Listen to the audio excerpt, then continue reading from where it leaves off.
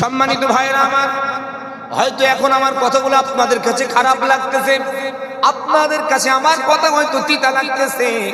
ও বন্ধু, এমন একটা দিন আপনার আমার সম্মুখে আসবে যেদিন আমার এই কথাগুলো আপনার কাছে মিঠা থাকে, আরো বেশি মিঠা লাগবে। বলবেন মাওলানা কোন দিন সেটা? কোরআন খোলেন, আল্লাহ রাব্বুল আলামিন পবিত্র কোরআনে জানায় দিলেন। আল্লাহ বলছেন, ওয়াসিকাল্লাযীনা কাফারু ইলা জাহান্নামা যুমারা হাত্তা ইযা জাউহা فتحت أبوابها وقال لهم خزنتها। আল্লাহ রাব্বুল আলামিন तमाम পৃথিবীর মানুষগুলোকে জানায় দিলেন, বিশ্ববাসী, পৃথিবীর মানুষ তোমরা মনে রেখো, আমি তোমাদের রব, তোমাদেরকে জানিয়ে দিলাম আমি আল্লাহ রাব্বুল আলামিন যেই দিবসে বিচারের সিংহাসনে আরোহণ করব। ও মুসলমান ভাইরা, ও আসামের মুসলমান বন্ধু, আপনারা প্রত্যেকেই জানেন এই পৃথিবী থেকে একদিন আমাদেরকে বিদায় নেওয়া লাগবে। এই পৃথিবী একদিন ধ্বংস হবে। আল্লাহ রাব্বুল আলামিন হাসর দিবসে প্রত্যেককেই একত্রিত করে বিচার করবেন। প্রত্যেকের জন্য বিচার হবে, প্রত্যেকের কর্মফলগুলো আল্লাহ রাব্বুল আলামিন ভালোর বিনিময় ভালো দেবেন, খারাপের বদলা হিসাবে জাহান্নাম নিক্ষেপ করে দেবেন। এসব ওয়াজ আমরা দীর্ঘদিন ধরে শুনে আসতেছি। বন্ধুরে, আল্লাহ রাব্বুল আলামিন বলছেন, বান্দা বান্দি, আমি যেই দিন তোমাদের থেকে বিচার গ্রহণ করব, হিসাব নেব, সেই কঠিন পরিস্থিতিতে ভয়াবহ হাসরের ময়দানে আমি আল্লাহ আমার সিংহাসনে আরোহণ করার পর আমি একটা সম্প্রদায়কে টার্গেট করে বলবো, ইলা জাহান্নামা যুমারা, এরা সকলেই জাহান্নামী। সঙ্গে সঙ্গে আমার জাহান্নামের দায়িত্বশীল ফেরেশতারা ওই জাহান্নামী বান্দা বান্দীগুলোকে গ্রেফতার করেন।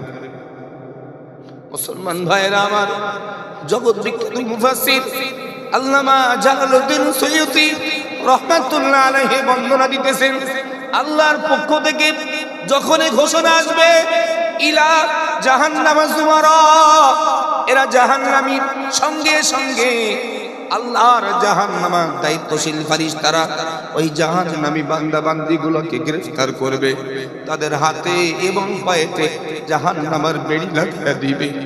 জাহান্নামের বেড়ি লাগিয়ে টেনে টেনে টেনে টেনে জাহান্নামের দ্বার প্রান্তে হাজির করানো হবে।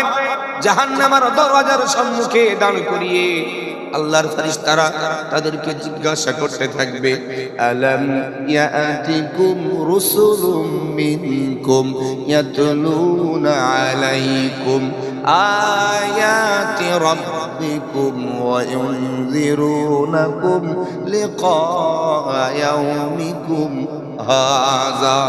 জাহান্নামী বান্দা বান্দীগুলা জাহান্নামের দরজার সম্মুখে দাঁড়ানো অবস্থায় আল্লাহর ফেরেশতারা জিজ্ঞাসা করবে, ওরে জাহান্নামী, আজ তুমি জাহান্নামের দ্বার প্রান্তে দাঁড়ায় রয়েছো, বলো বলো, পৃথিবীর জমিনে 50 বছর হায়াত আল্লাহ তোমাকে দান করেছিল, পৃথিবীর জমিনে 90 বছর হায়াত আল্লাহ তোমাকে দান করেছিল, পৃথিবীর জমিনে 100 বছর হায়াত আল্লাহ তোমাকে দান করেছিল, বলো তোমার এই দীর্ঘ হায়াতে জিন্দেগিতে তুমি কি কোনো নবী রাসূল পাও নাই?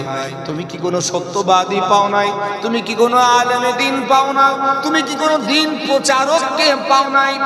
আল্লাহর জাহান্নামী বান্দা বান্দীরা জাহান্নামের দরওয়াজার সম্মুখে দাঁড়িয়ে আল্লাহর ফেরেশতাদেরকে সম্বোধন করে সেদিন বলতে থাকবেন, ক্বালু বালা ওয়ালাকিন হাক্কাত কালিমাতুল আযাবি আলাল কাফিরিন। জাহান্নামীদেরকে যখনই জিজ্ঞাসা করা হবে, বলো তোমার হায়াতে জিন্দেগিতে তুমি কি নবী রাসূল পেয়েছিলে? তুমি কি সত্যবাদী পেয়েছিলে? তুমি কি আলেমের দ্বীন পেয়েছিলে? তারা বলবে, ক্বালু বালা, হ্যাঁ সত্যবাদী পেয়েছিলাম, নবী রাসূল পেয়েছিলাম, আলেমের দ্বীন পেয়েছিলাম, ওয়ালাকিন হাক্কাত কালিমাতুল আযাবি আলাল কাফিরিন। তারা আমাদেরকে এ কথাও শুনিয়েছিল যারা অস্বীকারী তাদের উপরে ভয়াবহ আযাবের বর্ণনার কথা, কিন্তু আমরা তাদের কথাগুলোকে মান্যতা দেই নাই, আমরা তাদের কথাগুলো গ্রহণ করি নাই, আমরা তাদের কথাগুলোকে অ্যাকসেপ্ট করি নাই। ও বন্ধু, ও যুবক ভাইরা, মুরব্বী মুরব্বী চাচারা আপনার পা বাড়াই দেন, পা দুখান ধরে বলছি, আমি আব্দুর রহমান আপনাকে অপমান করার জন্য কথাগুলো বলতেছি না, শুধুমাত্র জাহান্নাম থেকে বাঁচানোর জন্য আপনার কাছে এই বন্দনাগুলো দিতেছি। যখন কোরআনের তাফসীরগুলো পড়ি, বাস্তবতার সঙ্গে যখন মিলায় দেখি, আর আফসোস হয় এমন একটা সমাজে, এমন একটা সময়ে পৃথিবীতে এসেছি যেই সময়ে আমরা মুসলমান নিজেদেরকে পরিচয় দিতেছি, অথচ আমাদের ভিতরে মুসলমানিত্ব বলতে কিছুই নাই। বন্ধুরে, একটুখানি ভাবনা চিন্তা করে দেখেন, গোটা বিশ্বব্যাপী মুসলমানদের উপরে যে নির্যাতন, মুসলমানদেরকে যেভাবে অত্যাচারিত করা হচ্ছে, মুসলমানদেরকে মারা হচ্ছে, কাটা হচ্ছে, তাড়িয়ে দেওয়া হচ্ছে, এর এক নম্বর কারণ আমার ক্ষুদ্র জ্ঞানে গবেষণা করে দেখেছি, আমরা যারা মুসলমান পরিচয় দিতেছি আদতে আমরা মুসলমান হতে পারি নাই। কথা বলেন না কেন? অন্যথায় মুসলমানের উপরে নির্যাতন, মুসলমানের উপরে আঙুল তোলা পৃথিবীর কোন শক্তির ক্ষমতা ছিল না। ইতিহাস পড়ে দেখেন, মুসলমানদের দিকে তাকাবে এই তাকানোর ক্ষমতা পর্যন্ত কারোর ছিল না। আল্লাহ রাসূল সাল্লাল্লাহু আলাইহি ওয়াসাল্লামকে হত্যা করার ষড়যন্ত্র করেছে, যারাই করেছে তারাই রাসূলের চেহারা মোবারকের দিকে দেখে রাসূলের প্রেমে আসক্ত হয়ে তারাই ইসলাম কবুল করেছে। সুবহানাল্লাহ বলেন না? ইন্নাল হামদালিল্লাহ نحمده ونستعينه ونستغفره ونؤمن به ونتوكل عليه ونعوذ بالله من شرور أنفسنا ومن سيئات أعمالنا من يهده الله فلا مضل له ومن يضلله فلا هادي له ونشهد أن لا إله إلا الله وحده لا شريك له ونشهد أن سيدنا ونبينا وشفيعنا ومولانا محمدا صلى الله عليه وسلم صلى الله عليه وسلم عبده ورسوله الذي أرسله بالحق بشيرا ونذيرا وداعيا إلى الله بإذنه وسراجا منيرا فقد قال الله تعالى في كلامه المجيد والفرقانه الحميد أعوذ بالله من الشيطان الرجيم بسم الله الرحمن الرحيم يا أيها الذين آمنوا اتقوا الله حق تقاته ولا تموتن إلا وأنتم مسلمون وقال تعالى مخبرا وآمرا إن الله وملائكته يصلون على النبي يا أيها الذين آمنوا صلوا عليه وسلموا تسليما সকলে পড়েন আল্লাহুম্মা সাল্লি আলা মুহাম্মাদিন ওয়া আলা আলি মুহাম্মাদ কামা সাল্লাইতা আলা ইব্রাহিম وعلى آل إبراهيم إنك حميد مجيد اللهم بارك على محمد وعلى آل محمد كما باركت على إبراهيم وعلى آل إبراهيم إنك حميد مجيد الحمد لله ঐতিহ্যবাহী আসাম রাজ্যের অন্তর্গত নগরবেড়িয়া এলাকার যুবকবৃন্দের উদ্যোগে আয়োজিত ওয়াজ মাহফিলের আজকের সম্মানিত সুযোগ্য সভাপতি সাহেব, বারাকাল্লাহু ফি হায়াতিক, সকলে বলি আমিন। সম্মানিত আজকে ধর্মসভার আমন্ত্রিত ওলামা হযরত, আল্লাহ রাব্বুল আলামিন সকলকে দিনের দাঈ হিসেবে কবুল ও মঞ্জুর করে নেন, বলেন আমিন। সম্মানিত উপস্থিতি, মঞ্চে উপবিষ্ট ওলামায়ে কেরাম, হুফাজে কেরাম, এলাকার বিশিষ্ট ব্যক্তিবর্গ, সম্মুখে বসে থাকা দূর দূরান্ত থেকে আগত মেহমানে কেরাম, এলাকাবাসী, মুরব্বিয়ান, নওজোয়ান যুবক ভাইয়েরা, স্নেহের কচি কাচারা, দূরে অবস্থিত পদ্মা নাসিনা ধার্মিক আম্মা জান ও বোনেরা, সকলকে আমি আব্দুর রহমান আমার পক্ষ থেকে আন্তরিক অভিনন্দন জ্ঞাপন করছি। সেই সাথে সাথে আমি আমার ক্ষুদ্র জ্ঞান নিয়ে আজকের আলোচনা শুরু করছি। আলোচনার শুরুতে আমরা সম্মিলিতভাবে মহান স্রষ্টার দরবারে কৃতজ্ঞতা আদায় করি, যিনি আমাদিগকে পৃথিবীর যাবতীয় কাজ থেকে বিরত রেখে কোরআন শোনার জন্য, কোরআন বোঝার জন্য, রাসূল ঘোষিত জান্নাতের বাগানে ধৈর্য সহকারে বসবার সুযোগ দান করেছেন। সেই স্রষ্টার কৃতজ্ঞতা আদায়ে উচ্চ স্বরে কালিমাতুশ শুকর পাঠ করে বলেন আলহামদুলিল্লাহ। সাথে সাথে পেয়ারা নবীর প্রতি লাখো কোটি দরুদ ও সালাম পেশ করি, সকলে বলেন সাল্লাল্লাহু আলাইহি ওয়াসাল্লাম। সম্মানিত হাজিরিন, বাদ এশা থেকে এ পর্যন্ত ওলামা হযরত ধাপে ধাপে আপনাদের সম্মুখে কোরআন হাদিস থেকে বিভিন্ন অ্যাঙ্গেলে আলোচনা পেশ করেছেন। আমি আব্দুর রহমান আপনাদেরই প্রতিবেশী রাজ্য পশ্চিমবঙ্গ রাজ্যের উত্তর 24 পরগনা জেলার প্রত্যন্ত একটি গ্রাম অঞ্চল থেকে আপনাদের মাঝে এসেছি। দীর্ঘ রাস্তা সফর করে আপনাদের কাছে এসেছি বড় আশা নিয়ে যে আসাম রাজ্যের মুসলমান তারা আব্দুর রহমানকে পেলে অন্তত মন থেকে একটু দোয়া করবে। এই আশা, এই ভরসা নিয়ে আপনাদের মাঝে এসেছি। তো আপনারা আমার জন্য দোয়া করবেন তো ইনশাআল্লাহ?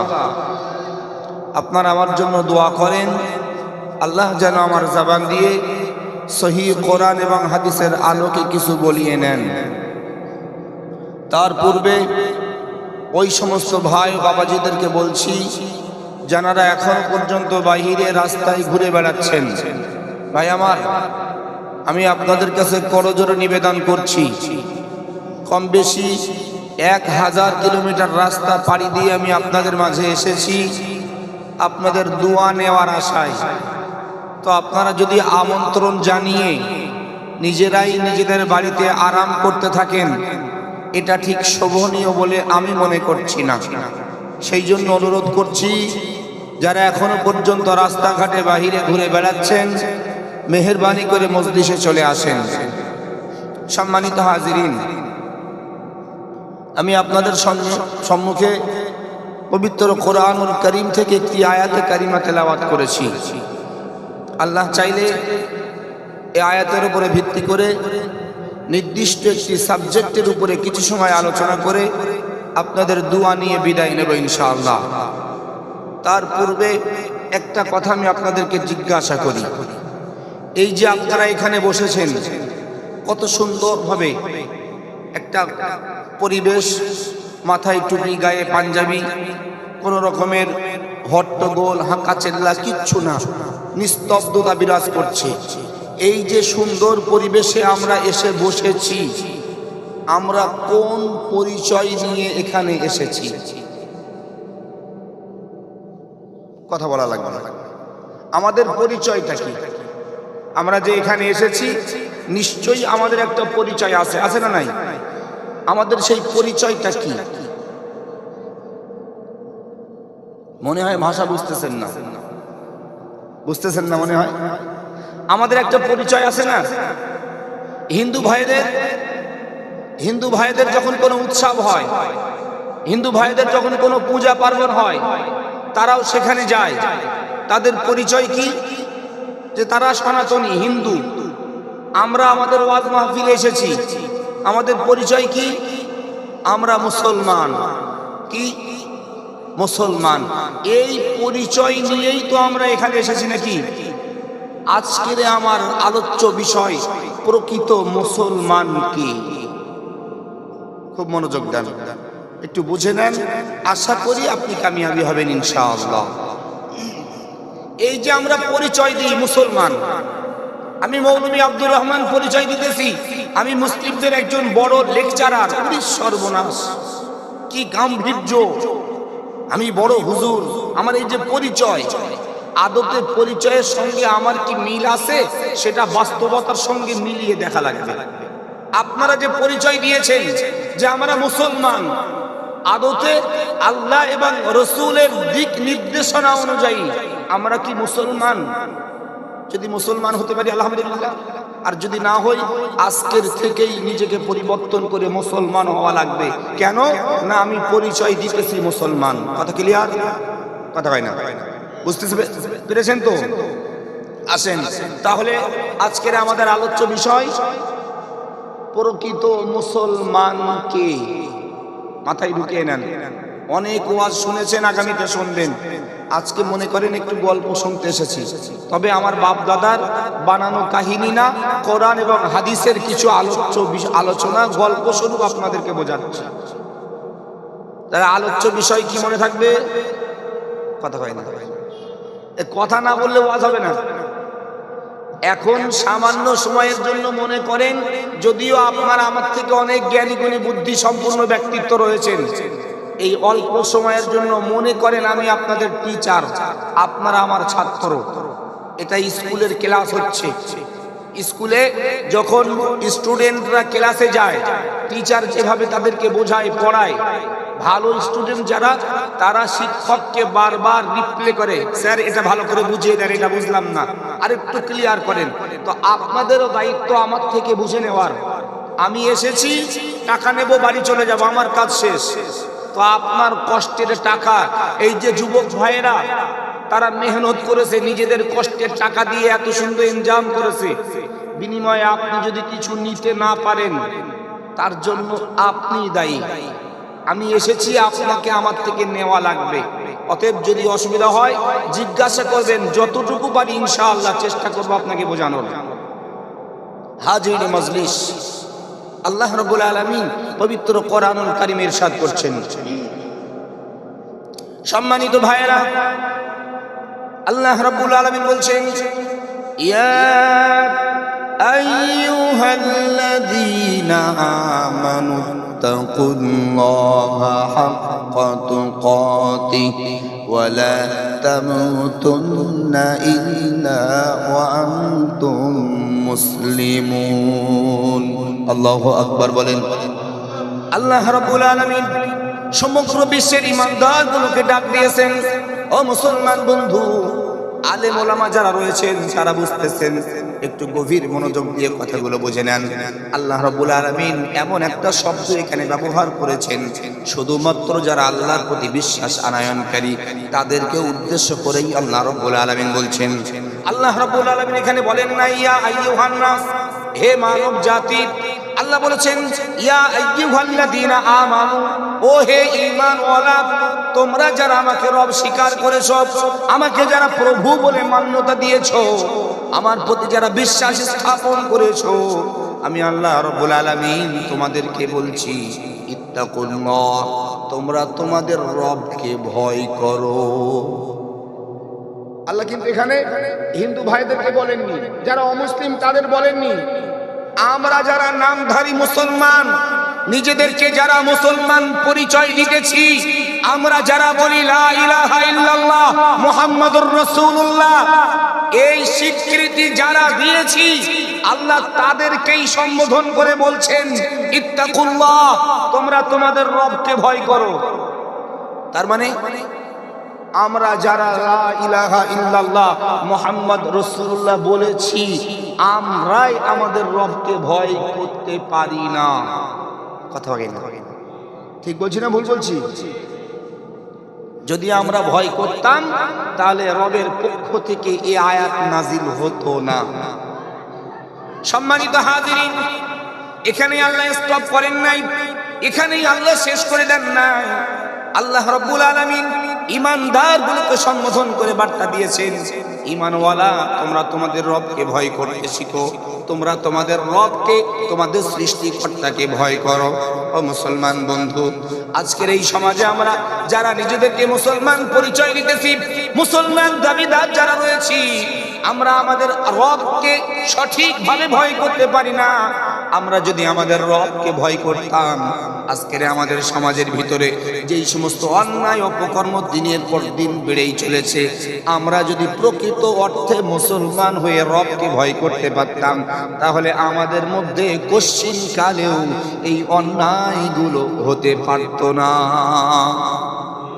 হাজিরে মাজলিস, আল্লাহ রাব্বুল আলামিন তারপরেই বলছেন ওয়ালা তামুতুন্না, ও ঈমানদার, ও ঈমানদার বিশ্বাসী বান্দা বান্দি, তোমরা মারা যেও না, মৃত্যুবরণ করো না অত সময় পর্যন্ত, ইল্লা ওয়া আনতুম মুসলিমুন, যত সময় পর্যন্ত তোমরা মুসলমান না হবে। আল্লাহ বলছে মরে যেও না, খবরদার। আল্লাহ নিষেধ করেছেন মারা যেতে, যে মুসলমান না হয়ে মারা যেও না।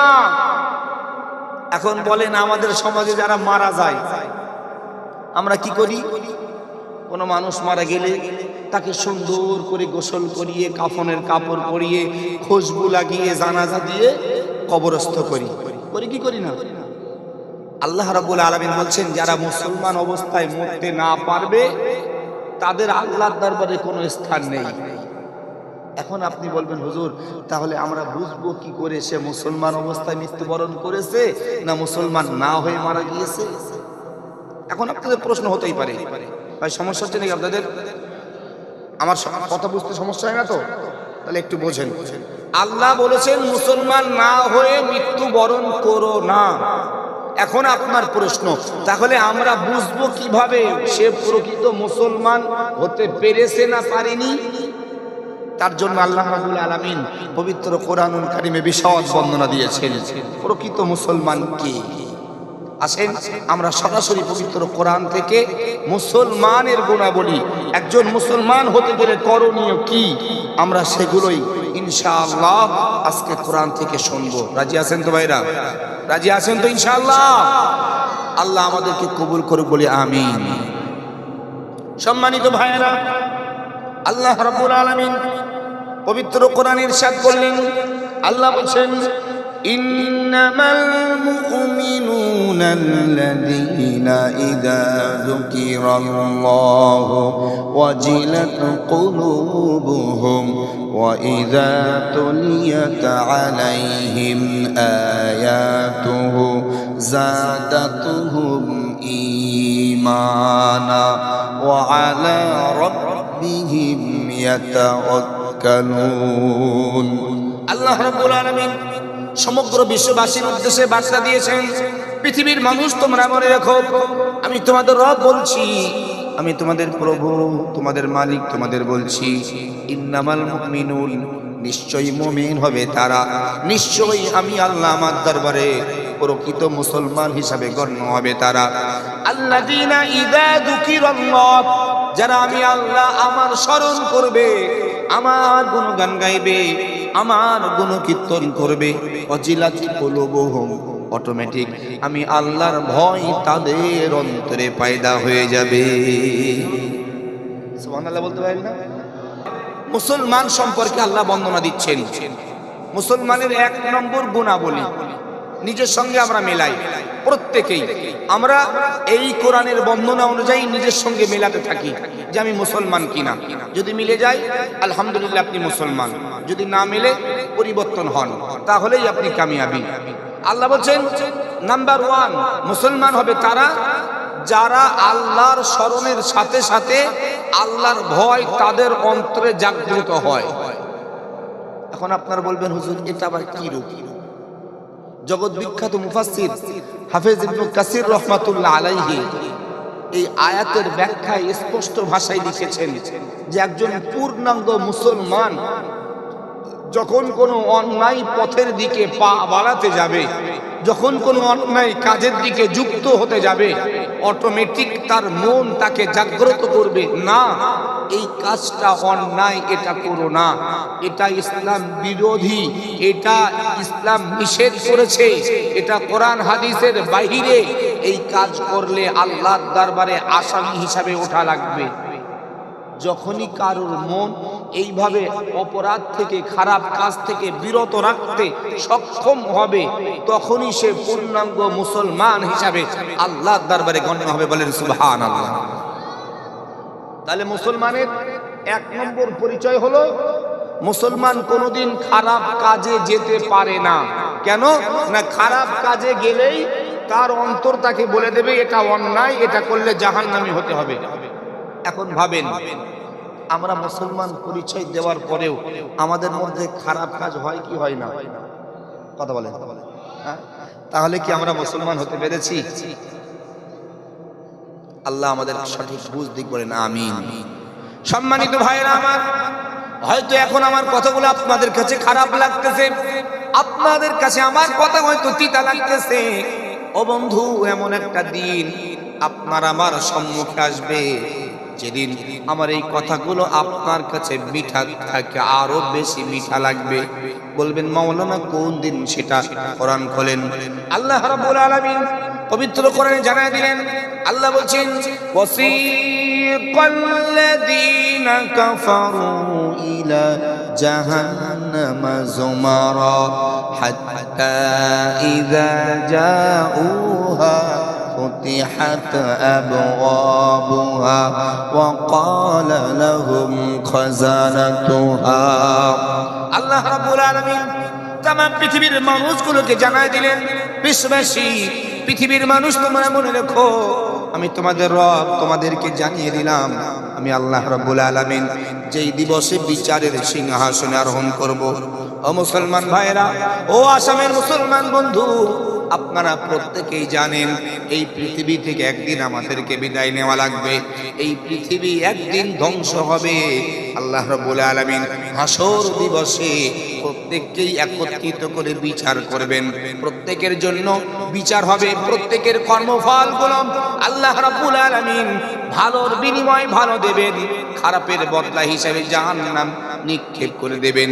এসব ওয়াজ আমরা দীর্ঘদিন ধরে শুনে আসতেছি।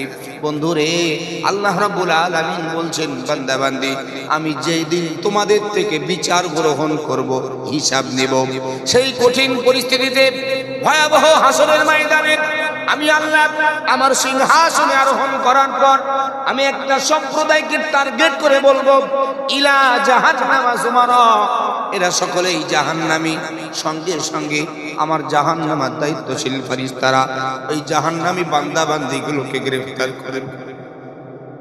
মুসলমান ভাইরা আমার, জগৎ বিখ্যাত মুফাসসির আল্লামা জালালউদ্দিন সুয়ুতী রাহমাতুল্লাহ আলাইহি বর্ণনা দিতেছেন, আল্লাহর পক্ষ থেকে যখনই ঘোষণা আসবে ইলা জাহান্নামা যুমারা, এরা জাহান্নামী, সঙ্গে সঙ্গে আল্লাহর জাহান্নামের দায়িত্বশীল ফেরেশতারা ওই জাহান্নামী বান্দা বান্দীগুলোকে গ্রেফতার করবে, তাদের হাতে এবং পায়েতে জাহান্নামের বেড়ি লাগিয়ে দিবে।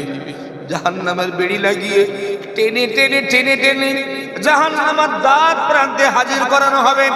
জাহান্নামের দরজার সম্মুখে দাঁড় করিয়ে আল্লাহর ফেরেশতারা তাদেরকে জিজ্ঞাসা করতে থাকবে, আলাম ইয়াতিকুম রুসুলুম মিনকুম ইয়াতলুনা আলাইকুম আয়াতি রাব্বিকুম ওয়া ইউনযিরুনাকুম লিকা ইয়াউমিকুম হাযা।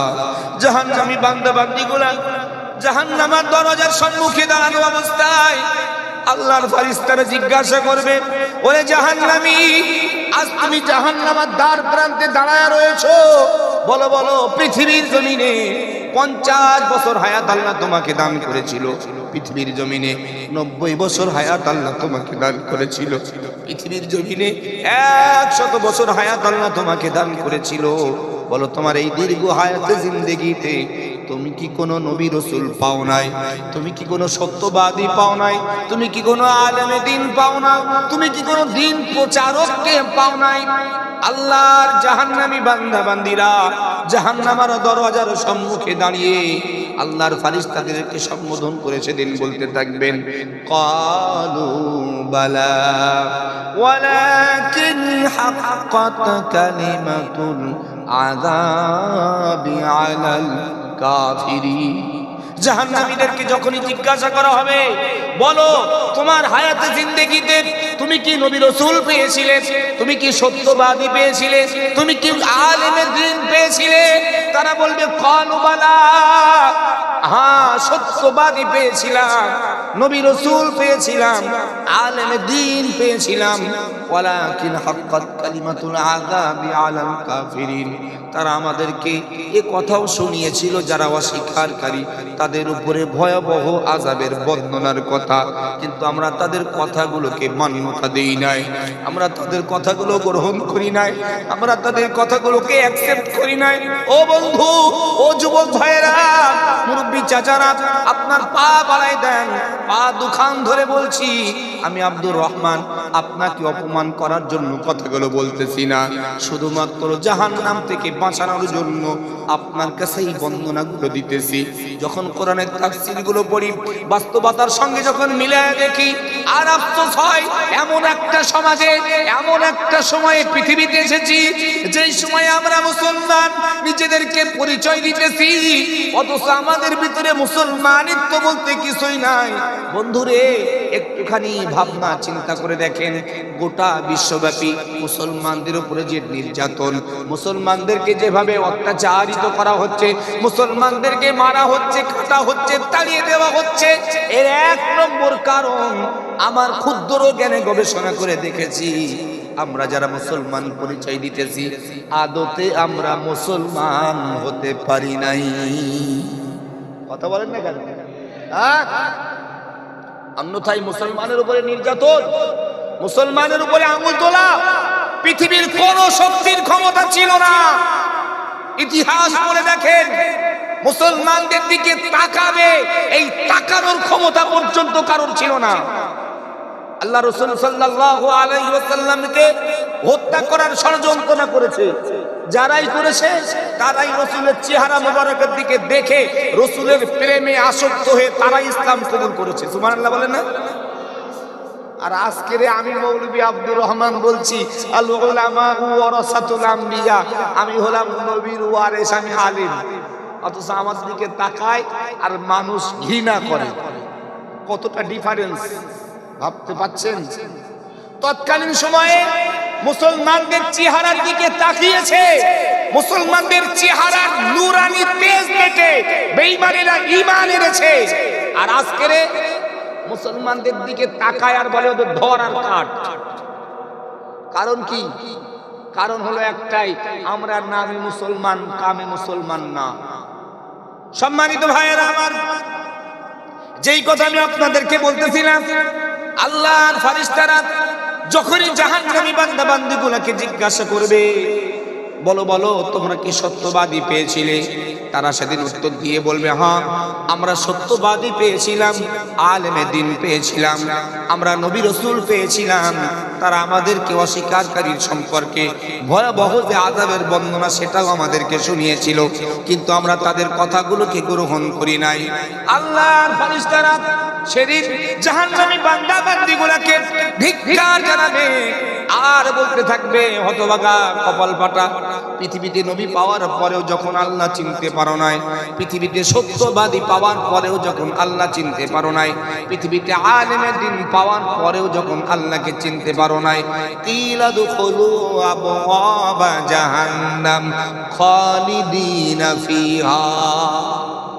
তোমরা যখন আল্লাহকে চিনতে পারোই না, অতএব তোমাদের ঠিকানা হলো কিলা দুখুলু আবওয়াবা জাহান্নাম।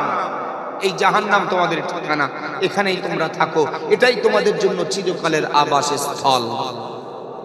হাজিরিনে মাজলিস, আল্লাহ না করুক এই রকম সিচুয়েশন যদি আমার আপনার কারোর জন্য এসে যায়, আল্লাহর কসম সেদিন পৃথিবীর কোনো শক্তি নাই আপনাকে জাহান্নাম থেকে বাঁচিয়ে জান্নাতে নিয়ে যাবে। ভাবতেছেন পৃথিবীতে এত টাকা কামাই করেছি, পৃথিবীতে 4-5টা ছেলে মেয়ের বাপ হয়েছি, গাড়ি বাড়ি ধন সম্পদ অনেক কামাই করেছি, সেদিন এখন পৃথিবীতে আমার একটা বিশাল দাপট, আমাকে দেখলেই মানুষ স্যালুট করে, চেয়ার ছেড়ে দেয়, সম্মান প্রদর্শন করে, এত কিছু সব ধুলোয় মিশে যাবে?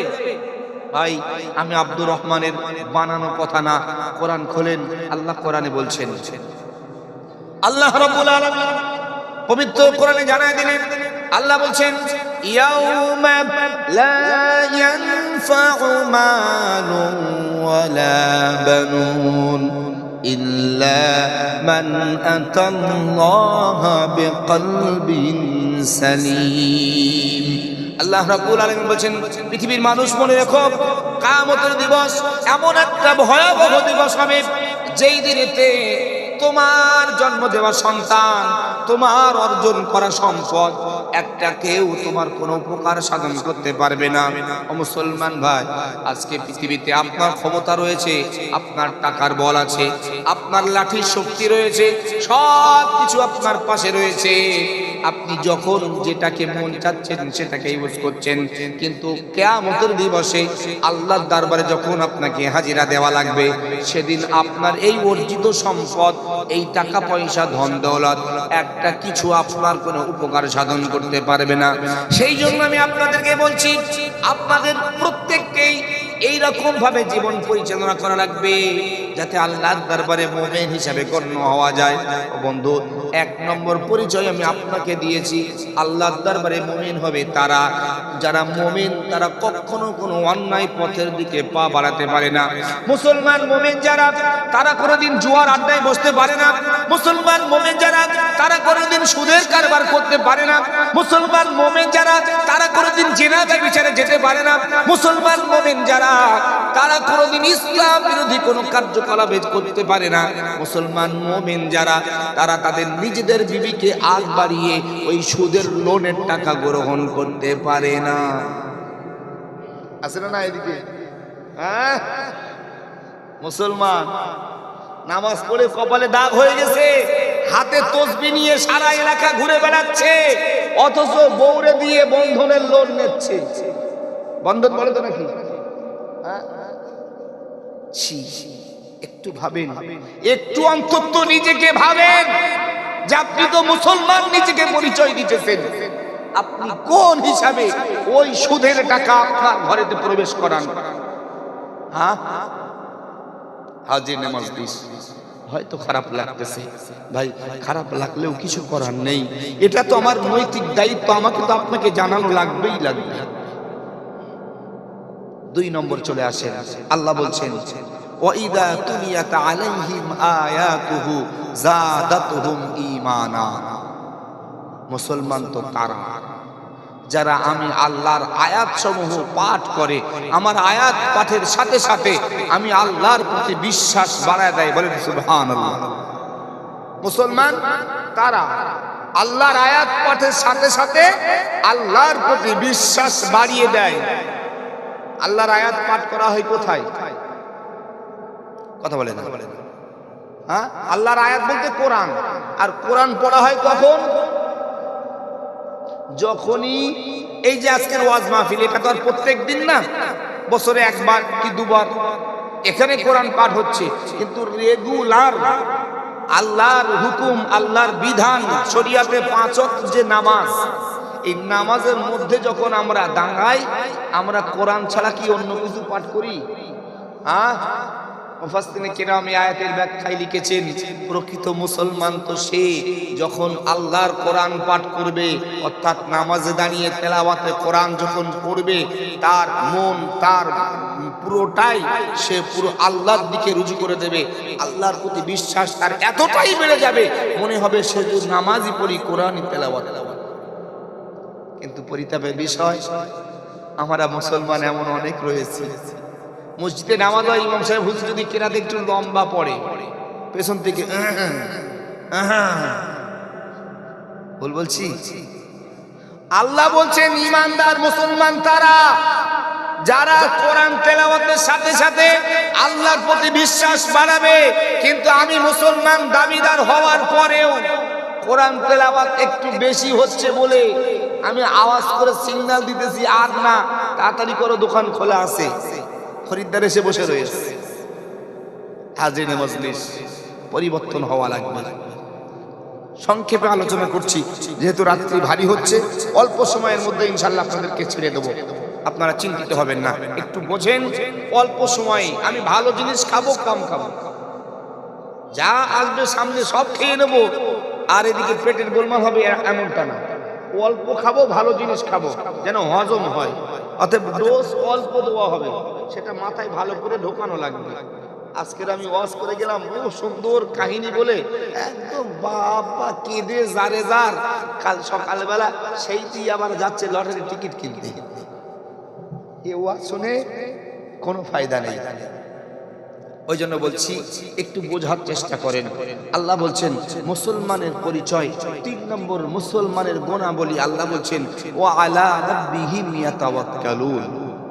মুসলমান তারা যারা সর্ব অবস্থাতে আল্লাহর উপরে ভরসা করে। সুবহানাল্লাহ বলেন। আমরা আল্লাহর উপরে ভরসা করতে পারি কি পারি না?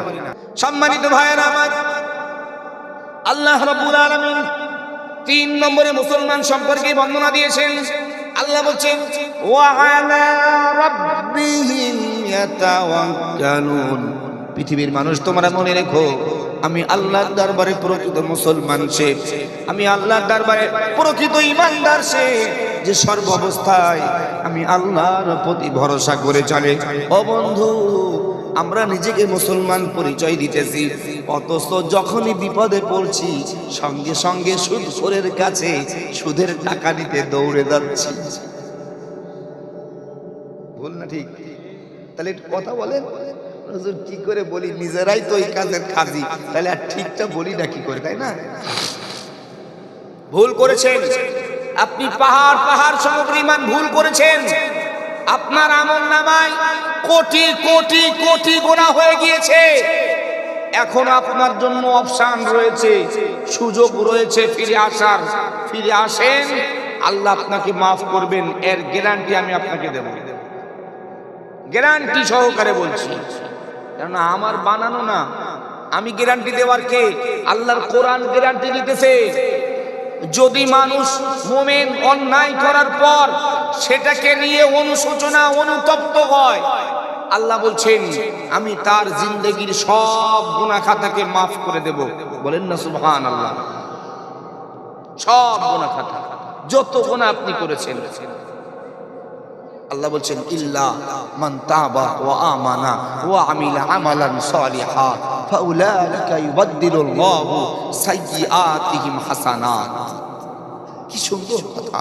বান্দা, তুমি অপরাধ করেছো, তুমি অন্যায় করেছো, তুমি পাহাড় সমপরিমাণ গুনার বোঝা নিজের মাথায় চাপিয়ে নিয়েছো। বান্দা, তুমি আমি আল্লাহরে ডাকো, তুমি আমি আল্লাহর কাছে সাহায্য প্রার্থনা হও, তুমি আমি আল্লাহর কাছে এসে নত স্বীকার করো, অনুশোচনা করো যে হে আমার রব, হে আমার সৃষ্টিকর্তা, আমি ভুল করেছি, আমি অন্যায় করেছি, আমি অপরাধ করেছি।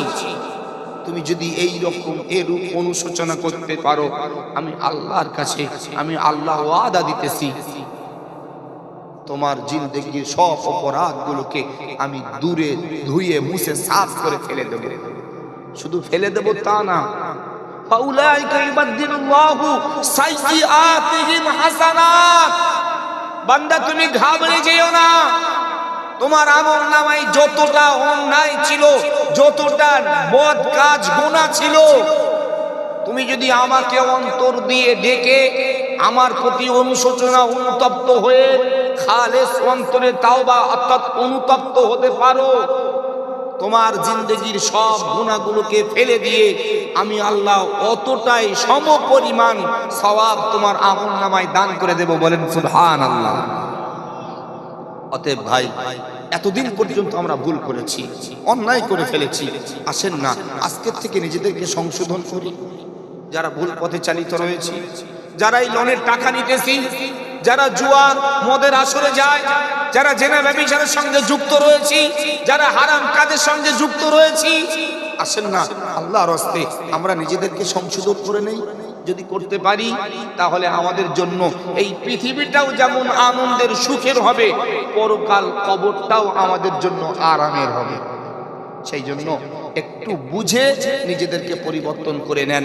আল্লাহ আপনাদেরকে আল্লাহর রহমতের ছায়াতলে স্থান দেবেন। আল্লাহ সেই জন্যই বলেন, বান্দা তারাই হবে মুসলমান যারা আমার প্রতি সর্ব অবস্থাতে তাওয়াক্কাল করে, আমার প্রতি ভরসা করে। বলবেন হুজুর, আল্লাহর প্রতি ভরসা করলে কি সবকিছু মিলবে? আসেন একটু কোরআন থেকে উত্তর খুঁজি। সম্মানিত ভাইয়েরা আমার, জগৎ বিখ্যাত মুফাসসির হাফেজ ইবনে কাসির রাহমাতুল্লাহ আলাইহি ওয়া আলা রাব্বিহিম ইয়াতাওয়াক্কালুন আয়াতের ব্যাখ্যা করতে যে কোরআনুল কারীমের অন্য একটি আয়াতের উদ্ধৃতি দিয়েছেন। আল্লাহ রাব্বুল আলামিন পবিত্র কোরআনে ইরশাদ করেছেন, আল্লাহ বলেন, ওমা মিন দাব্বাতিন ফিল আরদি ইল্লা আলাল্লাহি রিজকুহা। আল্লাহ রাব্বুল আলামিন বলেন, বিশ্ববাসী, পৃথিবীর মানুষ তোমরা মনে রেখো, আমি তোমাদের রব বলছি, জমিন এবং আসমানে যত মাখলুক রয়েছে, যাদের খাবার দরকার হয়, যাদের ক্ষুধা লাগে, যাদের খাবারের প্রয়োজন হয়, আমি আল্লাহ রব্বুল আলামিন প্রত্যেকের খাবারের দায়িত্ব আমি আল্লাহ আমার কুদরতি হাতে গ্রহণ করেছি। সম্মানিত হাজিরিন, এই আয়াতের ব্যাখ্যা করতে যে আল্লামা জালালউদ্দিন সুয়ুতী রাহমাতুল্লাহ আলাইহি লিখছেন, আল্লাহর নবীর প্রখ্যাত সাহাবা হযরতে আল্লাহর নবীর একজন প্রখ্যাত সাহাবা, নাম তার হযরতে আবু মুসা আশআরী রাদিয়াল্লাহু আনহু। আল্লামা জালালউদ্দিন সুয়ুতী বর্ণনা দেন, আবু মুসা এক তারিখে তার কওমের কিছু মানুষকে সঙ্গে নিয়ে হিজরত করে মদিনার দিকে রওনা দিয়েছেন। আল্লাহর নবীর সঙ্গে দিদার করবেন, তার সঙ্গীদেরকে ইসলামের দাওয়াত দেওয়ার জন্য, তারা নবীর হাতে হাত দিয়ে কলেমা পড়ে মুসলমান হবে, এইরকম একটা উদ্দেশ্য নিয়ে আবু মুসা আশআরী রওনা দিয়েছেন। তাদের সঙ্গে মজুদ কিছু খাবার ছিল, খাবারগুলোকে সঙ্গে নিয়ে তারা রওনা দিয়েছেন হিজরত করে মদিনার উদ্দেশ্যে। দীর্ঘ রাস্তা জার্নি করে আসতে আসতে তাদের কাছে মজুদ যে খাবারগুলো ছিল, সব খাবারগুলো শেষ হয়ে গিয়েছে। অবশিষ্ট আর কোনো খাবার তাদের কাছে নাই, কোনো অর্থও তাদের কাছে নাই। কোনো ক্রমে তারা মদিনায় পৌঁছে গিয়েছেন। মদিনায় পৌঁছে যাওয়ার পর আবু মুসা সঙ্গীদেরকে ডেকে ডেকে বলছেন, ও সাথীরা, তোমরা একটা তাবু গাড়ার ব্যবস্থা করো, আমরা মদিনায় পৌঁছে গিয়েছি, আমরা এখানেই আমাদের অবস্থান স্পষ্ট করছি। আবু মুসা যখন বলছে যে তাবু গাড়ার ব্যবস্থা করো, সাথীরা ডেকে ডেকে বলছে, আবু মুসা, তুমি তো নাই তাবু গাড়তে বলছো, কিন্তু আমাদের পেটে তো ক্ষুধার জ্বালা, আমাদের কাছে তো কোনো পয়সা নাই, খাবার নাই, তাহলে আমরা এই নির্জন এলাকা মদিনায় মানুষজনও বেশি নাই, এখানে কারুর আমরা চিনি না, জানি না, এ জায়গায় তাবু গেড়ে আমরা কি না খেয়ে তাবুর মধ্যে শুয়ে মারা যাব? আবু মুসা তাদেরকে আশ্বস্ত করছেন আর বলছেন, শোনো, মদিনায় যখন পৌঁছে গিয়েছি, চিন্তিত হয়েও না, মদিনার সব মানুষ যদি আমাদেরকে দূরে সরিয়ে দেন, মদিনায় এমন একজন মানুষ রয়েছেন যিনি আমাদেরকে সরিয়ে দেবেন না, তিনি আমাদেরকে আরো বুকে টেনে নেবেন। বলেন সুবহানাল্লাহ। আবু মুসা সঙ্গীদেরকে বলছে, শোনো, তোমরা তাবু গাড়ো। আর একজনকে ডেকে বলছে, অমুক জায়গায় আল্লাহর নবী মুহাম্মদ সাল্লাল্লাহু আলাইহি ওয়াসাল্লামের হুজরা মুবারক, সেখানে যাও, যেয়ে তুমি বলবে যে হে আল্লাহর রাসূল, আমি আবু মুসা আশআরীর সঙ্গী, আমি এসেছি আপনার সঙ্গে দিদার করার জন্য। আবু মুসার সফরে আমি আপনার সঙ্গে দিদার করতে এসেছি, কিন্তু পথিমধ্যে রাস্তায় আমাদের খাবার শেষ হয়েছে, আমরা এখন ক্ষুধার্ত, আমাদের কাছে কোনো খাবার নাই, তো আমরা আপনার কাছে এসেছি, আমাদের কিছু খাবারের ব্যবস্থা করে দেন। আবু মুসা আশআরী বলে দিয়েছেন, সেই আল্লাহর নবীর সাহাবাটা আল্লাহর রাসূলের হুজরা মুবারকের সম্মুখীন হয়েছেন। এদিকে এরা তাবু গেড়ে তাবুর কাজ সম্পূর্ণ করেছে, জানছে নবীর কাছে পাঠিয়েছেন, নবী খাবার দেবেন, এরা খাবে। আল্লাহর নবীর সাহাবা যখন রাসূলুল্লাহর হুজরা মুবারকের সম্মুখীন হলেন, তিনি কানে শুনতে পাচ্ছেন আমার রাসূল কোরআন তেলাওয়াত করছেন। সম্মানিত ভাইয়েরা ও আমার ধার্মিক মা বোনেরা, আল্লামা জালালউদ্দিন সুয়ুতী বর্ণনা দিতেছেন, আবু মুসার পাঠানো সঙ্গীটা আল্লাহর নবীর হুজরা মুবারকের সম্মুখীন হওয়ার পর তিনি শুনতে পাচ্ছেন রাহমাতাল লিল আলামিন কোরআন তেলাওয়াত করতেছেন, আমার নবীর জবান দিয়ে তেলাওয়াত হচ্ছে, ওয়া মা মিন দাব্বাতিন ফিল আরদি ইল্লা আলাল্লাহি রিজকুহা। হযরত আবু মুসার সঙ্গীটা যখনই আয়াত নিজে কানে শ্রবণ করলেন, সঙ্গে সঙ্গে তিনি চিন্তা করতে শুরু করলেন, স্বয়ং আল্লাহ রাসূল যখনই আয়াত করতেছেন, যার বাংলা অর্থ জমিন আসমানে যত মাখলুক রয়েছে প্রত্যেকের খাবারের দায়িত্ব স্বয়ং আল্লাহর হাতে। এখন আমি যদি আল্লাহর নবীর কাছে খাবার চাই, এটা তো আমার জন্য বৃথা বোকামো হবে, ভুল হবে। না না, আমি নবীর কাছে খাবার চাইবো না, বরং আল্লাহর উপরে তাওয়াক্কাল করি, নিশ্চয়ই আল্লাহ খাবারের ব্যবস্থা করে দেবে। সুবহানাল্লাহ পড়তে পারেন না? আবু মুসার সঙ্গীটা নবীর কাছে খাবার চেলেন না, চলে গেলেন হুজরা মুবারক। নিজেদের তাঁবুর সম্মুখে যেয়ে যখনই হাজির, সাথীরা বলছে, ভাই আল্লাহর রাসূল কি বলেছেন, খাবার দেবেন? ইনি তখন বুদ্ধি লাগিয়েছেন, হিকমত ব্যবহার করেছেন, মিথ্যা কথা বলেননি। তিনি তাদেরকে আশ্বস্ত করছেন, ধৈর্য ধরো, অতি সত্বর ব্যবস্থা হবে। সুবহানাল্লাহ বলে তারা তাঁবুর ভিতরে কিছু সময়ের মধ্যে দুইজন মানুষ খাঞ্চা নিয়ে তাঁবুর সম্মুখে হাজির। আবু মুসা, তোমাদের খাবার প্রস্তুত হয়ে গিয়েছে। বলেন না সুবহানাল্লাহ। সম্মানিত ভাইয়েরা আমার, হাদিস শরীফের বর্ণনায় স্পষ্ট পাওয়া যায়, আল্লাহর নবীর সাহাবা আবু মুসা আশআরী বর্ণনা দিতেছেন, আমার জীবনে আরো কোনোদিন এত সুন্দর সুস্বাদু খাবার আমি ভক্ষণ করি নাই। ওই দিনকার খাবারটা যেমন সুস্বাদু ছিল, আবু মুসা আর এবং তার সঙ্গীরা তাঁবু থেকে বার হয়েছেন, দুইজন মানুষ খাঞ্চা ভর্তি খাবারটা তাদের কাছে দিয়েছেন। তারা প্রত্যেকেই তৃপ্তি সহকারে পেট ভরে খাবার খেয়ে নিয়েছেন। খাবার খাওয়ার পর তারা দেখছে তাদের খাঞ্চায় এখনো পর্যাপ্ত পরিমাণ খাবার রয়েছে। আবু মুসা আবার তাদেরকে ডাক দিয়েছেন, ও সাথীরা, এত সুন্দর সুস্বাদু খাবারটা নষ্ট করা আমাদের ঠিক হবে না। আমরা যেহেতু আমাদের তৃপ্তি সহকারে পেট ভর্তি করে খাবার খেয়ে নিয়েছি, এই অবশিষ্ট খাবারটা পুনরায় আল্লাহর নবীর দরবারে ফিরিয়ে নিয়ে যাও। আল্লাহর রাসূলের দরবারে তো অনেক মানুষ আসে, আরো অন্য কোনো ক্ষুধার্ত মানুষকে এই খাবারটা রাহমাতাল লিল আলামিন পরিবেশন করতে পারবেন। কথা মতো দুইজন মানুষ আবারও নবীর দরবারে হাজির। আসসালামু আলাইকা ইয়া রাসূলুল্লাহ, আসসালামু আলাইকা ইয়া হাবিবাল্লাহ। নবী গো, আপনি যে খাবার আমাদেরকে দিয়েছিলেন, আমরা সেই খাবারগুলো পর্যাপ্ত পরিমাণ ভক্ষণ করেছি, অবশিষ্ট খাবারগুলো আপনার কাছে নিয়ে এসেছি। আমার নবী ডাক দিয়ে কয়, ও সাহাবারা, তোমরা কখন আমার কাছে খাবার চাইতে এসেছিলে? তারা বলে, ইয়া রাসূলুল্লাহ, আমরা আবু মুসার সঙ্গে দূর দেশ থেকে সফর করে এসেছি, আমরা রাস্তায় আসতে আসতে আমাদের মজুদ সব খাবার শেষ করে ফেলেছিলাম, আমাদের কাছে কোনো মজুদ খাবার ছিল না। নবী গো, আমরা মদিনায় এসে তাঁবু গেড়েছি, আমাদের একজন সঙ্গীকে আপনার কাছে আবু মুসা পাঠিয়েছিলেন খাবার চাওয়ার জন্য, আমরা দুজনের ভিতরে কেউ আপনার কাছে আসে নাই। আমার নবী বললেন, কে এসেছিল তাকে ডাক দাও। সঙ্গে সঙ্গে তাকে ডাক দেওয়া হয়। নবীর দরবারে হাজির, আসসালামু আলাইকা ইয়া রাসূলুল্লাহ, আসসালামু আলাইকা ইয়া হাবিবাল্লাহ।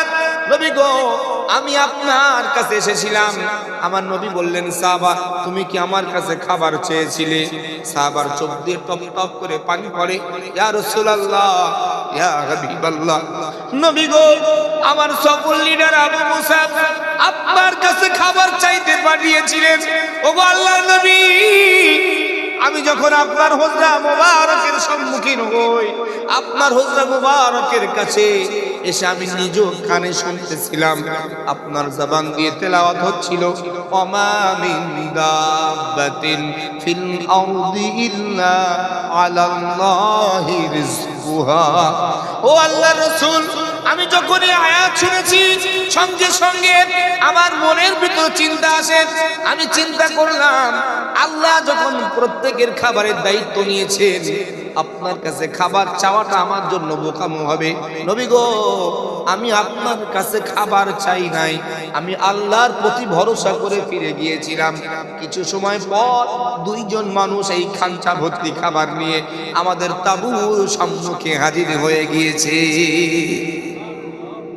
আমার নবী রাহমাতাল লিল আলামিন, দয়ার নবী আমার সেদিন সম্মুখে থাকা সব সাহাবাদেরকে ডেকে ডেকে বলেছিলেন, সাহাবারা তাকায় দেখো, আমার সাহাবা আল্লাহর উপরে ভরসা করার কারণে আল্লাহ রাব্বুল আলামিন জান্নাত থেকে খাবারের ব্যবস্থা করে দিয়েছে।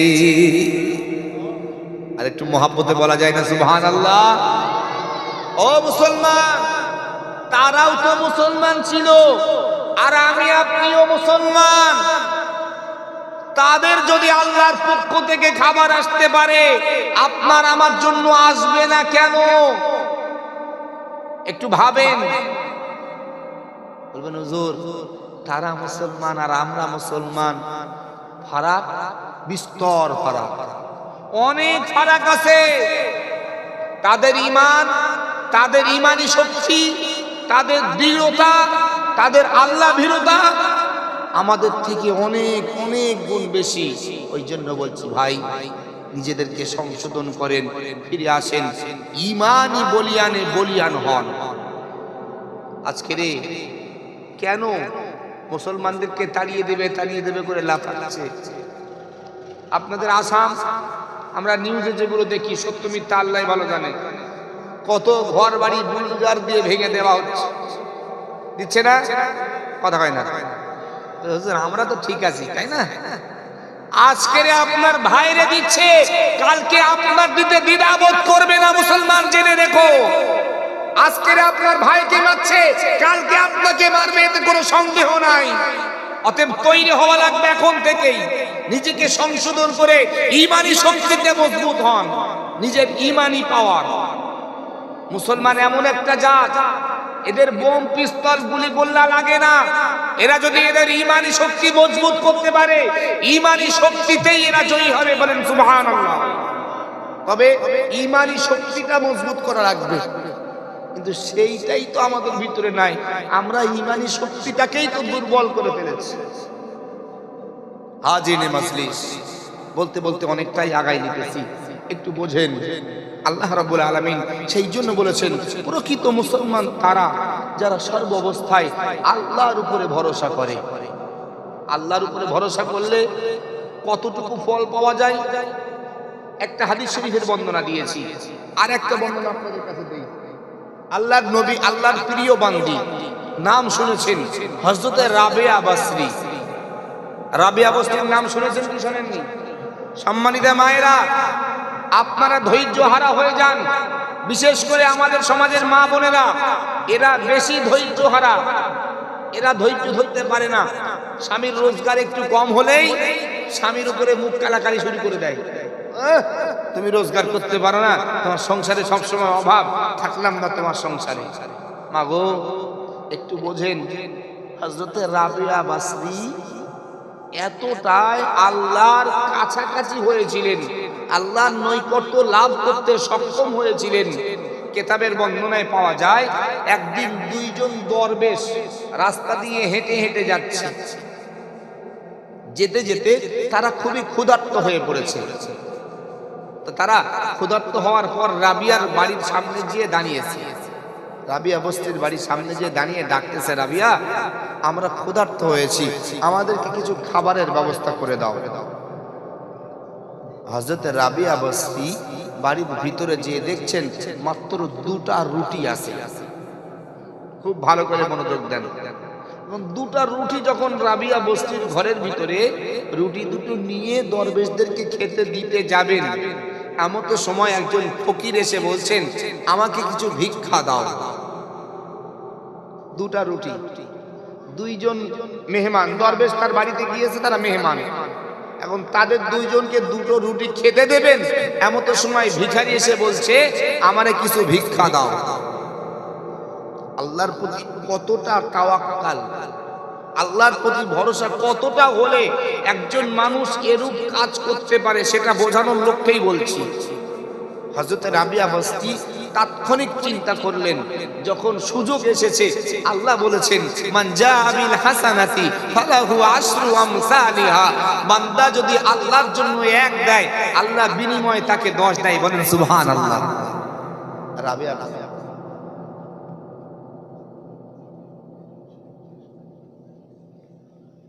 হযরত রাবিয়া বস্তি সঙ্গে সঙ্গে চিন্তা করলেন যে যখন সুযোগ এসেছে, আমার দুটো রুটি আমি যদি দান করে দেই, আল্লাহ তো ওয়াদা করেছেন একের বিনিময়ে 10, অর্থাৎ দুটোর বিনিময়ে 20টা পাবো, তাহলে আমি আমার মেহমানদেরকে ভালোভাবে আপ্যায়ন করাতে পারবো, খাওয়াতে পারবো। তাৎক্ষণিক তিনি রুটি দুটো ওই ফকিরটাকে দান করে দিলেন। এখন এই যে দুইজন দরবেশ, এদের মনে মনে খুব রাগ হচ্ছে। একে তো খিদে লেগেছে, আবার দুটো রুটি, দুটো দিলেও হয়তো একটা করে খেয়ে পানি খেলে একটু ক্ষুধা নিবারণ হতো, সে দুটো দিতে যে যখন ফিরে নিয়ে অন্যকে দান করে দিয়েছে, এরা তখন মনে বলছে, তাহলে আমাদেরকে কেন ডাকলি? আমরা এসেছি বলতে পারতিস, নেই চলে যেতাম, তাহলে ডেকে এনে এরকম অপমান, এটা যেন ঠিক না। দরবেশ রয়েছেন রাবিয়া ঘরের ভিতরে যে যাই নামাজ বিছিয়ে 2 রাকাত নামাজ পড়ে আল্লাহকে ডাক দিতেছেন। সম্মানিত ভাইরা ও আমার ধার্মিকা মা বোনেরা, কিতাবের বর্ণনায় স্পষ্ট পাওয়া যায় আল্লাহর বান্দি, আল্লাহর গোলাম হযরত রাবিয়া বস্তি দরওয়াজা বন্ধ করে ঘরের মধ্যে যাই নামাজ বিছিয়ে আল্লাহকে ডাক দিয়েছে, রব্বুল আলামিন আল্লাহ তাআলা, আমি রাবিয়া আমার বাড়িতে মজুদ কোনো খাবার নাই, ও রব্বুল আলামিন দুইজন মেহমান অতিথি আমার বাড়িতে এসেছে, 2টা রুটি ছিল, আমি আপনার জন্য দান করে দিয়েছি, আপনি তো ওয়াদা করেছেন আপনার জন্য যদি কেউ এক দেয় বিনিময়ে আপনি 10 দেবেন, আমি আমার বাড়িতে মেহমান বসিয়ে রেখেছি, আপনার জন্য 2টা দান করেছি, 2টার বিনিময় আপনি আমাকে 20টা দান করেন। রাবিয়া বস্তি কিতাব লেখক বর্ণনা দিচ্ছেন, দোয়া করতেছেন, আল্লাহর দরবারে ফরিয়াদ করতেছেন, এমন সময় একজন বাদী বাহিরে এসে ডাক দিতেছে, ও রাবিয়া, আমার মুনিবের পক্ষ থেকে আপনার জন্য হাদিয়া এসেছে। তখনও দোয়া শেষ হয়নি, হযরত রাবিয়া বাহিরে এসে দেখছে একটা খাঞ্চায় রুটি আর গোশতের ভুনা। তিনি রুটিগুলো গুনতে শুরু করলেন, দেখছেন তাতে 18টা রুটি আছে। কয়টা? 18টা। রাবিয়া বস্তি তারে বলছে, তুমি ভুল জায়গায় এসে গিয়েছো, এই রুটি আমার না। ভালো করে বোঝেন, 18টা আছে, বলছে এই রুটি আমার না, তুমি ভুল জায়গায় এসেছো, ফিরে যাও। সে বলছে না আপনার, আমার মুনিব আপনার নাম করে বলে দিয়েছে। বলছে হতেই পারে না, আমার এটা না। সেই যে 2জন দরবেশ বসে রয়েছে, এদের রাগ আরো বাড়তেছে, বলে 2টোর থেকে 18টা সঙ্গে গোশতের ভুনা, এটাও ফেরত দিচ্ছে, আমাদের খেতে দেবে না নাকি?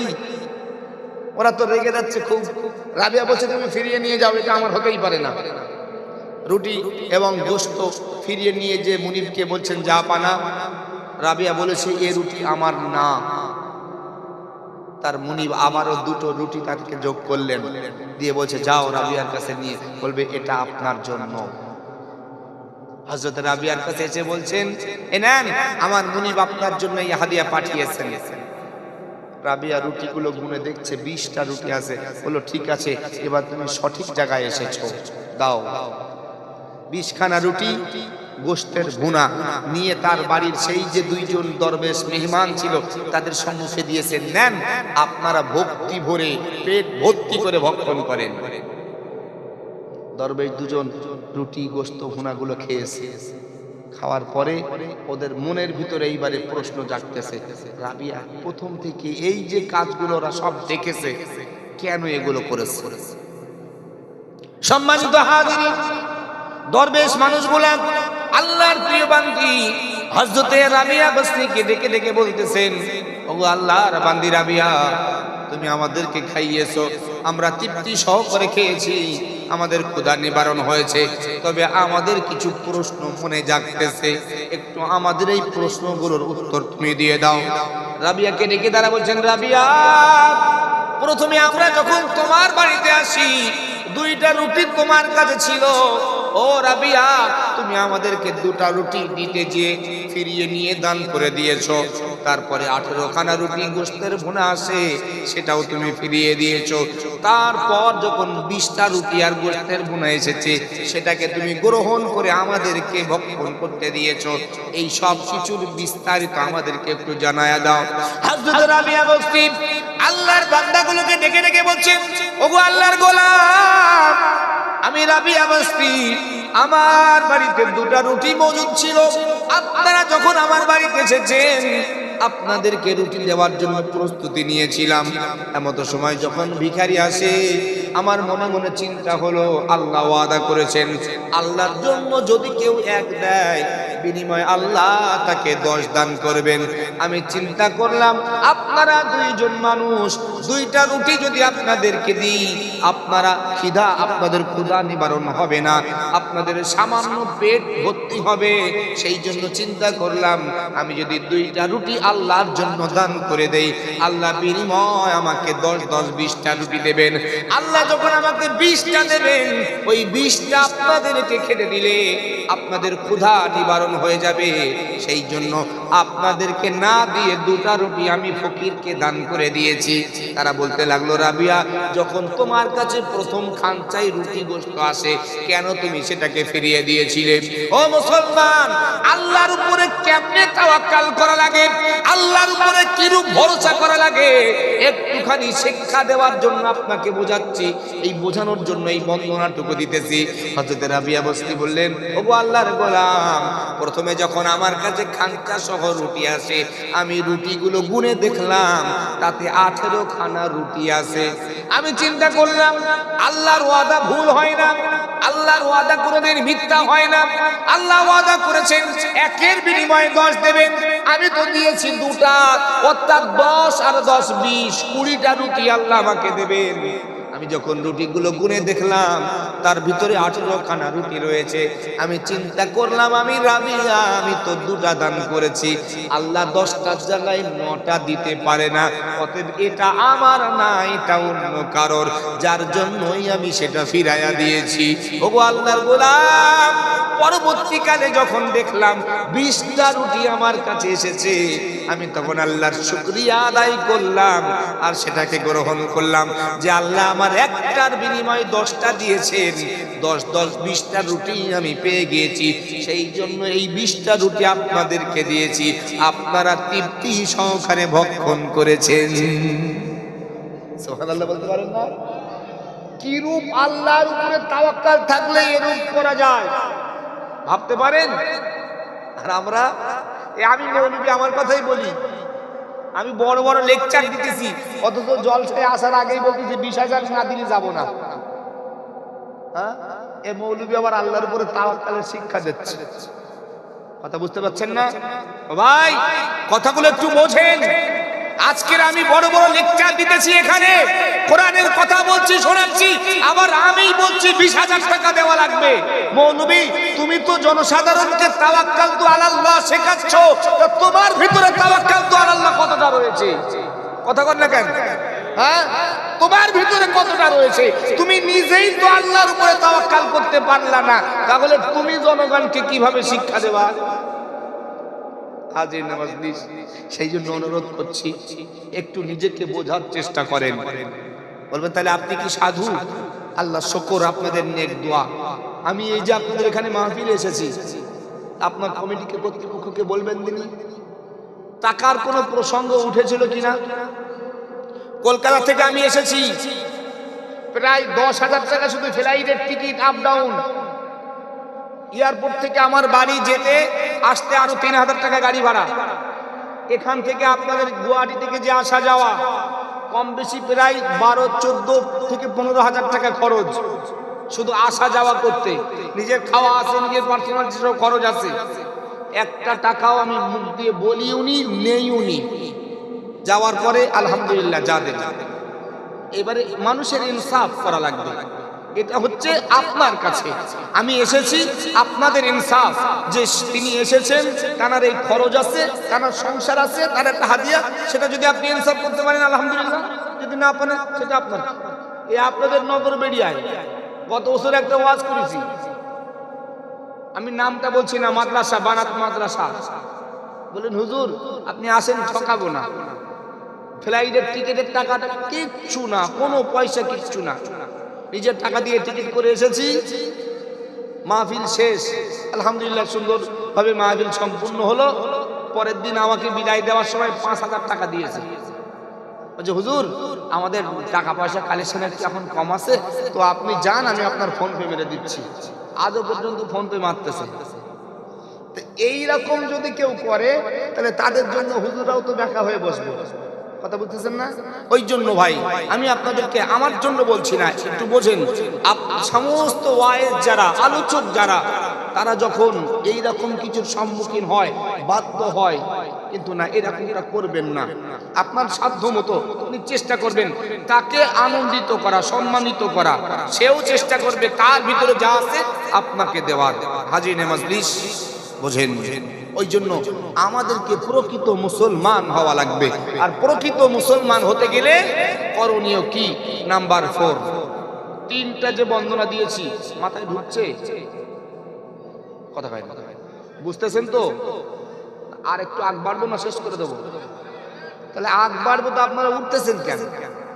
এই উঠলেই তো মুশকিল। ঠান্ডা তো সেই রকমই ঠান্ডা না।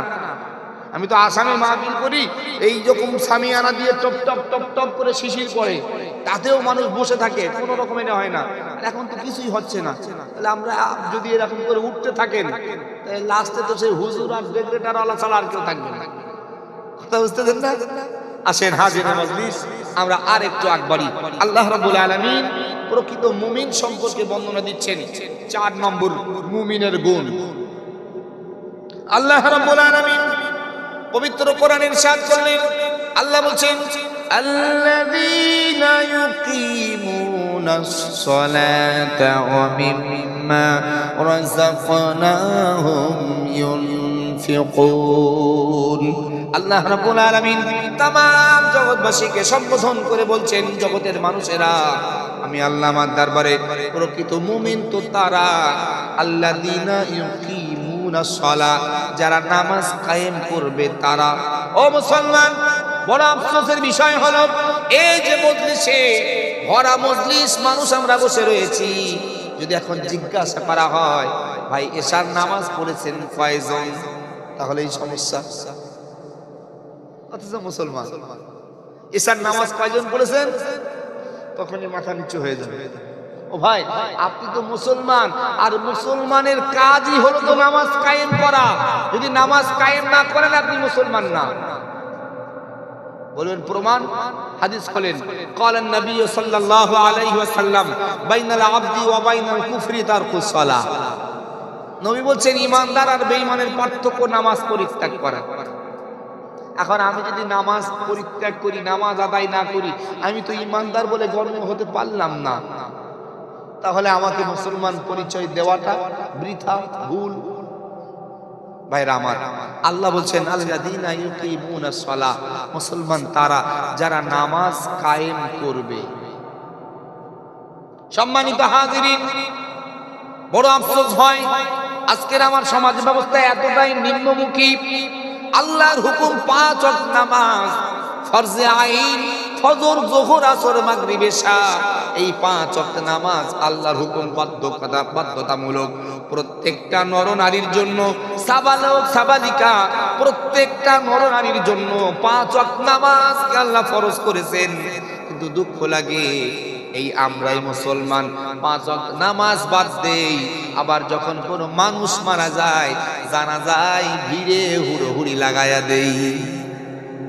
বললাটি জানাজার সময় পুরি সর্বনাশ, ঈদগাহে জায়গা ধরে না। কেন না, যদি জানাজায়ও না যায় মানুষ খারাপ বলবে যে কি মুসলমান, যে একটা জানাজা মানুষ মারা গেছে তার শেষ একেবারে শেষ সময় জানাজায়ও যায় না। অথচ জানাজায় যদি একটা মহল্লার ৩ জন মানুষ শরীক হয়, গোটা মহল্লাবাসীকে আল্লাহ সওয়াব দেবেন। আর সেখানে হুড়োহুড়ি লাগায়, আর যে জায়গায় যে না যাবে তাকেই জবাবদিহি করা লাগবে, তাকেই শাস্তির আওতায় পড়তে হবে, সেই জায়গায় মানুষ খুঁজে পাওয়া যায় না। জোহরের ফরজ নামাজ হচ্ছে মসজিদে, লোক নাই, অথচ জানাজা নামাজ আদায়ের জন্য ঈদগাহে সব লাইন দিয়ে দাঁড়িয়ে রয়েছে। আচ্ছা বলেন, যে মানুষটা নিজে অপরাধী সে যদি অন্যের জন্য ক্ষমা চায়, এই চাওয়া কি আল্লাহ কবুল করবেন? আমরা কত বড় বোকা! আমি নিজে অন্যায়কারী, আমি নিজে নামাজ ছেড়ে দিয়ে একজন মানুষ মারা গেছে তার জন্য দোয়া করছি, আল্লাহ ওরে মাফ করো। আরে তুমি নিজে তো অপরাধী, তা তুমি ওর মাফ করার জন্য দোয়া চাইছো কেন? তুমি তোমার নিজের জন্য কি করেছো? অতএব সাবধান, যারা জানাজায় যে হুড়োহুড়ি করে দোয়া করে যে এরে মাফ করে দাও, জানাজা মানে দোয়া। আমরা জানাজায় দিয়ে দোয়া পড়ি না, আল্লাহুম্মা গফিরলি হাইয়িনা ওয়া মাইয়িতিনা ওয়া শাহিদিনা ওয়া গায়িবিনা ওয়া সাগীরিনা ওয়া কাবীরিনা ওয়া যাকারিনা ওয়া উনসানা, আল্লাহুম্মা মান আহইয়াইতাহু মিন্না ফাআহইহি আলাল ইসলাম। এই যে আমরা দোয়া পড়ছি তার জন্য আল্লাহ মৃত এবং জীবিত উভয়কে ক্ষমা করেন। আচ্ছা, আমি যে টাটকা অন্যায় করার পরে এখনো বাসি হইনি, জোহরের নামাজ টাটকা না আদায় না করে আমি আবার আল্লাহরে বলতেছি আল্লাহ ক্ষমা করে দাও, এই যে আমি এক্ষুনি টাটকা অপরাধ করে গেছি, এই আমি অপরাধী, আমার এই অপরাধীর কথা কি আল্লাহ গ্রহণ করবেন? অতএব ভাই আমার, যে কদিন আছেন পৃথিবীতে, জানি না কোন দিন কোন মুহূর্তে আপনার কাছে আজরাইল আসবে, আজরাইল এসে আপনাকে ডাক দেবে, আপনার জানটাকে কবজ করে নিয়ে চলে যাবে। সেদিন পৃথিবীর কোনো কিছুই আপনাকে রদ করতে পারবে না। ও ভাই, আপনার সন্তান সন্ততি, পরিবার, আত্মীয় স্বজন, গ্রামবাসী কেউ আপনাকে রুখে দিতে পারবে না। আজরাইল এসে আপনার জানটুকু বার করে নেবে। আপনার কোটি টাকার বাড়ি, কোটি কোটি টাকার সম্পদ সব কিছুই পড়ে থাকবে, আপনার সুন্দর খাটটা সেখান থেকে আপনাকে বার করে ঘরের বারান্দায় অথবা ঘরের সামনের উঠানে আপনাকে খাটিয়ার উপরে শুইয়ে দেওয়া হবে। বন্ধু, সব রেখে আপনাকে যাওয়া লাগবে। টাকা পয়সা ধন দৌলত কিছুই যাবে না, শুধু সাদা কাপড়টুকু ছাড়া। অতএব কেন এই পৃথিবী নিয়ে এত মাতামাতি? কেন আসেন না একটু পরিবর্তন হই? এই পৃথিবী ছেড়ে তো যেতেই হবে, বয়স তো অনেক হয়েছে, কখন কোন মুহূর্তে আল্লাহর দরবারে যাওয়া লাগবে সেটা তো আমরা কেউই জানি না। ওই জন্য ভাই, আমরা নিজেদেরকে সংশোধন করে নিয়ে আল্লাহর দিকে রুজু হয়ে যাই, অন্ততপক্ষে মুসলমান হই। কেন আল্লাহ বলেছেন, তোমরা মুসলমান না হয়ে মৃত্যুবরণ করো না। সম্মানিত ভাইয়েরা আমার, এখন আপনারা আমায় জিজ্ঞাসা করবেন, মাওলানা তাহলে নামাজ কায়েম কেমনে করা লাগবে?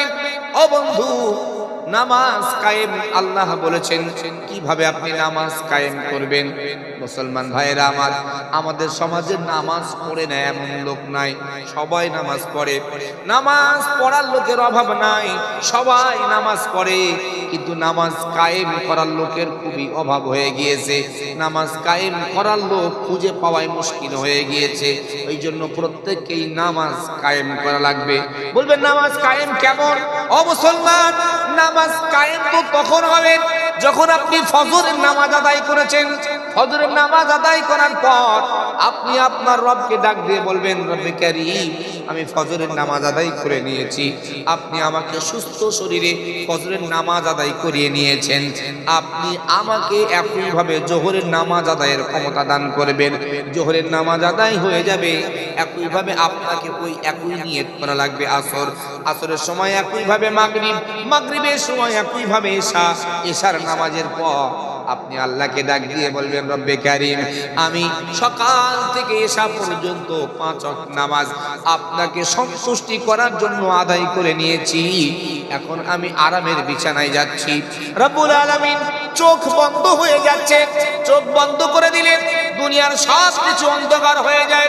ও রব্বে কারীম, আপনি যদি আমাকে চোখ খোলার মতো ক্ষমতা দেন, চোখ যদি খুলতে পারি পৃথিবীর আলো দেখতে পাবো, চোখ যদি খুলতে না পারি পৃথিবীর আলো দেখার ক্ষমতা আর থাকবে না।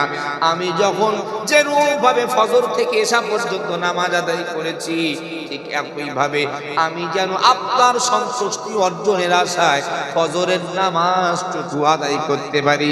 ও মুসলমান, যখনই কোনো মানুষ এইভাবে নামাজ আদায় করতে পারবে, ওই নামাজটা আল্লাহর দরবারে কায়েমকৃত নামাজ বলে গণ্য হয়ে যাবে।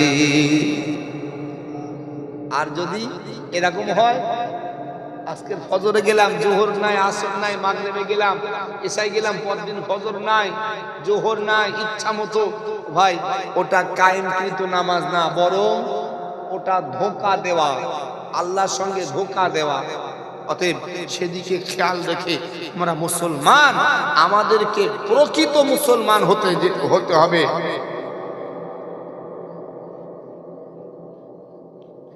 প্রকৃত মুসলমান হতে হবে। আর প্রকৃত মুসলমান না হলে আল্লাহর দরবারে আমাদের কিন্তু কোনো রকম ঠাঁই থাকবে না। হাজির মজলিস, যেহেতু শীতের রাত, আজকের আর আলোচনা আগ বাড়বো না। আপনারা কষ্ট পাচ্ছেন, কষ্ট পাচ্ছেন। আল্লাহ যতটুকু বলিয়েছেন, যদি আমরা সঠিক বুঝে আমল করতে পারি, আমরা কামিয়াবি হব ইনশাআল্লাহ। যেই জন্য আজকের আর আলোচনা আগ বাড়ছি না, এখানেই সমাপ্ত করছি। আল্লাহ চাইলে যদি কোনোদিন সুযোগ সুবিধা হয়, আবারও যদি এই এলাকায় নিয়ে আসে, আমি আপনাদের সম্মুখে আলোচনা করার সুযোগ যদি হয়, আল্লাহ করাবেন, শুনবেন। আজকের যতটুকু বলেছি ভাষাগত দিক থেকে যদি আপনারা কেউ কোনো প্রকার ব্যথা পেয়ে থাকেন, আল্লাহর রাস্তায় আপনাদের সন্তান, আপনাদের ভাই মনে করে আমাকে মাফ করে দেবেন। প্রত্যেকেই আমার জন্য দোয়া করবেন, আল্লাহ যেন আমাকে আরো বেশি বেশি করে দ্বীনের খেদমত করার তৌফিক দান করেন। সকলে বলেন আল্লাহুম্মা আমিন। ওয়া আখিরু দাওয়ানা আনিল হামদুলিল্লাহি রাব্বিল আলামিন।